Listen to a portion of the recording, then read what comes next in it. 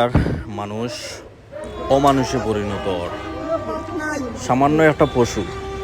এই পশুয়ে দোষ এমন কিতা জঘন্য দোষ করছে যে এই পশুরে ফাঁসির মতো ঝুলাইয়া মারতে হইব।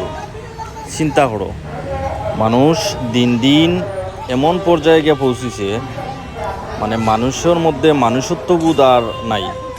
চিন্তা করটানি দেখরানি কিতা, মানে কিছু খোয়ার কোনো বাসা নাই, এমন একটা পরিস্থিতি। সামান্য একটা প্রাণী, একটা পশু, ওগুলারে মানছে এমলাখান অত্যাচার করে। এই কুকুরে কিতা দুষ্টা করছে, দুষ্টা কিতা করছে? হয়তো একটা আঁশ খাইছে, অথবা একটা মুরুগ খাইছে, অথবা কেউরে খামড় দিছে, জানে তো মারছে না কেউরে।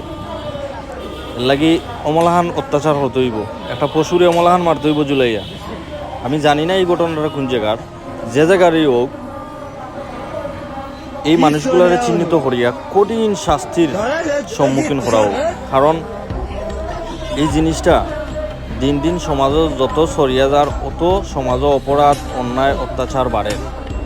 দয়া করি সবে ভিডিওটা শেয়ার করবা, যাতে এই অমানুষগুলারে আইনের আওতায় আনা যায়। দেখো কা, আমি ভিডিওটা দেখিয়া মানে অবাক হয়ে গেছি।